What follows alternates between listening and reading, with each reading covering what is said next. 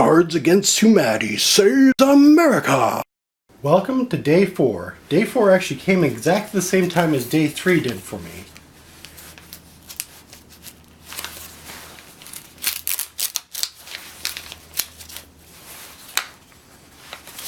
So, we've got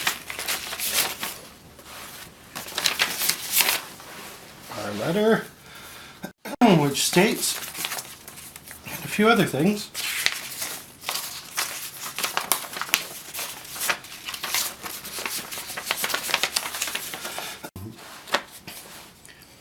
Dear citizen, mounting sociological evidence confirms something we've always suspected. Homework sucks gorilla balls. It alienates students from their families and communities and stifles creativity from a young age. That's why today, with the help of our favorite nonprofit, DonorChoose.org, we've asked teachers to join us in destroying homework once and for all. We pose the question, what are ways to help kids learn besides assigning homework? Teachers came up with a ton of ideas like field trips, family game nights, or just letting kids be kids. You can support these projects by donating at www.donorschoice.org/CAH-homework, and we'll match your donations up to $100,000. Why are we doing this? Because homework blows leathery rhino dong. Still not convinced? Please find enclosed a policy paper written by the Vice President of the Chicago Children's Museum arguing conclusively that homework gargles will come. I love you, Cards Against Humanity. Let's look at the cards first. We've got Cards Against Humanity destroys homework. And of course our Saves America with Day 4 listed on the back. So we've got the shocking stupidity of the American public, slowly shaking my head at sad statistic, a gay Republican somehow, white people becoming a minority, the truth. When asked about the biggest threat facing the nation, 60% of Americans said blank.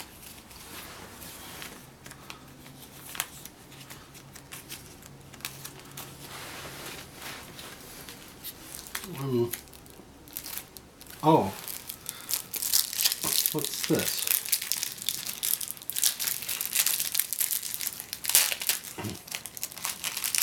The Lucky Children's letters would be my guess.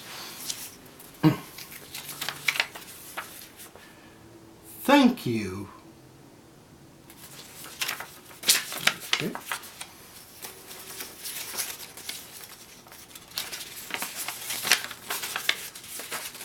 Dear friend, thank you for the geoboards. I have fun with the geoboard because we make it shapes. I ales make it a home. I liked it so much I could play with it today, so I had the best day in the world. Life thanks you for the best geoboards, and I like it. I can do whatever I want with the geoboards, so I like the geoboards. Sincerely, name Alexandra.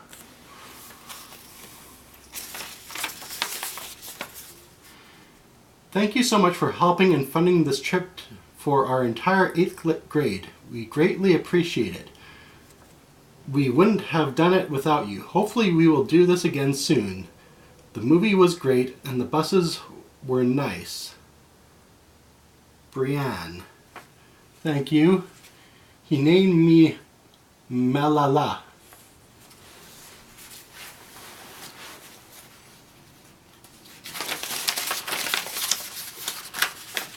And I'll have this boring part at the end. Homework in elementary school. Where do we stand? A position statement from Chicago Children's Museum. I get the same answer everywhere in the country when I ask teachers and parents what their long-term goals are for kids. They say we want kids to be creative, compassionate, caring. We want them to be ethical and happy. We want them to love learning and think deeply and critically. And those are precisely the characteristics that tend to be sacrificed by many traditional practices. Alfie Cohn, American author and lecturer in the areas of education, parenting, and human behavior. There is no conclusive evidence that homework increases student achievement in the early elementary grades. Despite this, the assignment of homework continues to be standard practice in many schools, often starting as early as kindergarten. As experts in early childhood education, Chicago's Children's Museum calls for the halt to traditional pencil-to-paper busy work and reframing of homework to focus on meaningful, play-based home time activity for children and families. Background. Homework defined as tasks assigned to students by teachers that are intended to be carried out during non-school hours, as it applies to children in early elementary grades, kindergarten through grade 3, is a controversial topic. Increasingly, parents report that homework intrudes on family life, spending every night as homework monitors, a position for which they never applied. For young children, the impact of homework can be demoralizing. Kurt Dudley Marling, a former elementary school teacher training professor at Boston College, notes, "The nearly intolerable burden imposed by homework is partially a result of how defeated children feel, how they invest hours without much to show for it. In the last decade, the National Parents Teachers Association and National Education Association have endorsed a 10-minute rule derived from research conducted by Duke University professor of psychology Harris Cooper. No more than 10 minutes of homework per night starting in first grade, increasing in 10 minutes increments for each subsequent grade level. Yet many schools don't follow this guidance. A 2015 study by the American Journal of Family Therapy found that the youngest students studied kindergarten through third grade were getting more homework assigned to them than recommended amount. Kindergartens averaged 25 minutes a night. In addition to causing stress, homework in early elementary grades results in loss of time for play, a critical and developmentally appropriate means of which children make sense of their world. Research. To date, there is no study that demonstrates a clear benefit to assigning homework in elementary grades. Arguments for homework typically center around increasing academic achievement and parental involvement. However, these outcomes have not been necessarily proven true for elementary school students.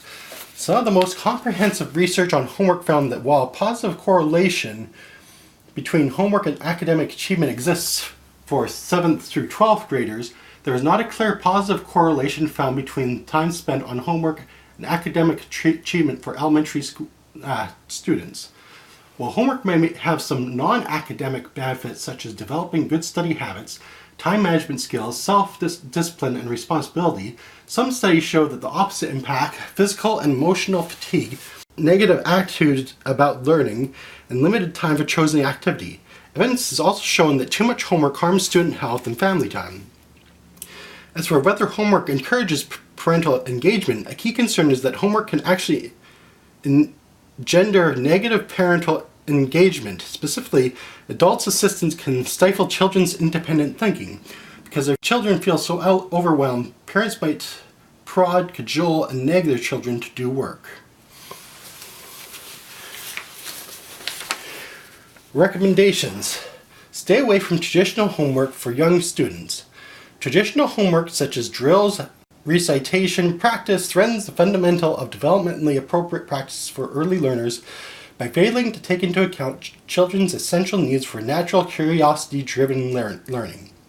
Assigned developmentally appropriate home time activities. Developmentally appropriate practices includes giving children experiences that enable skill development in all domains. Social, emotional, physical, language, cognitive. This necessitates activities that encourage a child to move about, engage in conversation, interact with others, express themselves creatively, in short, to play, which is generally not supported by typical pencil-to-paper homework. Tie home time activities to real-world experiences. The goal of teaching is student understanding. Traditional forms of homework have no use for the student if they don't understand how to apply knowledge or skill to real and everyday situations. The burden and monotony of skill and drill homework has the potential to negate a child's natural love of learning. As William Crane, professor at the City College of New York notes, homework has become so tedious and burdensome that it frequently destroys children's interests altogether. Homework should not be a foregone conclusion. We must move away from the status quo. We've decided ahead of time that children will have to do something every night. Later on, we'll figure out what to make them do. Redefine homework to focus on meaningful home time activities for children. That is, engagement that invites positive and authentic participation from parents and caregivers and focus on child-directed exploration and play, not clerical or busy work. In the Piagetian view, a long-held theory of child development by clinical psychologist Jean Piaget, child develop their minds when they pursue their spontaneous interests, solve problems on their own, and engage in ample free play. Policy and practice. The following are practical tips for how schools and families might work together to redefine meaningful student learning and family engagement during out-of-school time. Focus not on homework, but on open-ended opportunities for family engagement. Games, outings, wordplay, making art. Encourage conversations at home. What are topics aligned with classroom learning upon which families can build at home? Make time for nightly open-ended reading and writing. Children choose what to read, write, and for how long. Look for opportunities to practice math and science in real context. Cooking together, exploring nature, problem solving.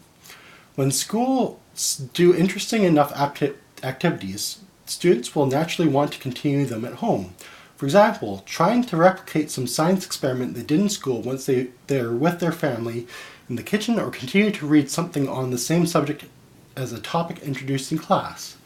Schools and parents can also work together to prioritize home time around those parental actions that can most directly benefit the child, such as helping children develop strong social emotional skills, spending time interacting with children in enjoyable ways, visibly showing how much they value education and effort, monitoring child's use of electronic media, supporting children's continued learning naturally through everyday household routines, continually modeling the value of close relationships, support, caring, and fun.